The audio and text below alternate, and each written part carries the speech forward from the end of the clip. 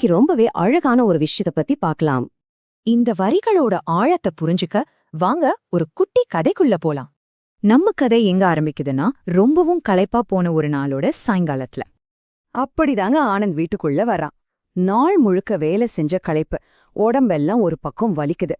மனசுக்குள்ள ஒரே ஒரு ஆசைதான், கொஞ்ச நேரம், ஒரே ஒரு நிமிஷம் அமைதியா இருந்தா போதும்னு நினைக்கிறான். ஆனா வீடு ரொம்ப அமைதியா இருந்துச்சு, வழக்கத்தை விட ரொம்பவே அமைதியா. என்னடா இதுன்னு மனசுக்குள்ள ஒரு சின்ன பதட்டம். மெதுவா கிச்சன் பக்கம் போறான். அங்க அவன் பார்த்த காட்சி, அடடடா, அது ஒரு குழப்பம்னு சொல்றதா இல்ல ஒரு அழகான கொண்டாட்டம்னு சொல்றதானே தெரியல. சுத்தி கிண்ணம் கரண்டின்னு ஒரே கலைவரம். ஆனா அவன் முகத்துல பாருங்க, ஏதோ பெரிய சாதனை பண்ண மாதிரி ஒரு தீர்க்கமான பார்வை.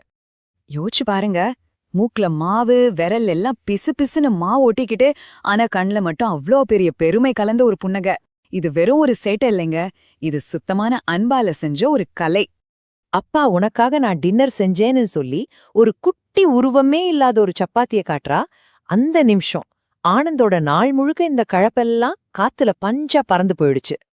அவனும் டேபிள்ல போய் உட்கார்றான். அவளும் ரொம்ப பவ்யமா பெரிய விருந்து மாதிரி அந்த உணவா அவன் முன்னாடி வைக்கிறான். ஆனந்த் ஒரு நிமிஷம் அந்த சப்பாத்திய பாக்குறான்.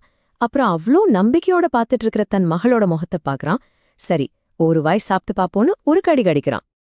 அடேங்கப்பா, அவன் வாழ்க்கையிலே சாப்பிட்டதுல இதுதான் ரொம்ப சுவையான உண்ணுன்னு தோணுச்சு. அந்த நொடியில அந்த சாதாரண சப்பாத்தி ஒரு அன்பின் அற்புதமா மாறிடுச்சு. அப்போ யோசிச்சு பாருங்களேன், இந்த சாதாரண கொஞ்சம் கருகிப் போன உணவை அவ்ளோ ஸ்பெஷலா மாத்துனது எது? அதுல சேர்த்த பொருளோ இல்ல சமைச்ச விதமோ கிடையாது. அவளோட அந்த பிஞ்சு கைகள் பட்டது பாருங்க, அந்த ஒரு தொடுதல். உலகத்துல எந்த பெரிய ஷெஃப்னாலையும் கொண்டு வர முடியாத ஒரு தனி சுவை அதுக்கு கொடுத்தது. இதுதாங்க விஷயத்தோட சாராம்சம். உண்மையான சந்தோஷங்கிறது பெரிய பெரிய விஷயங்கள்ல இல்ல, இந்த மாதிரி சின்ன சின்ன ஆனா தூய்மையான அன்பு நிறைந்த செயல்கள்ல தான் இருக்கு.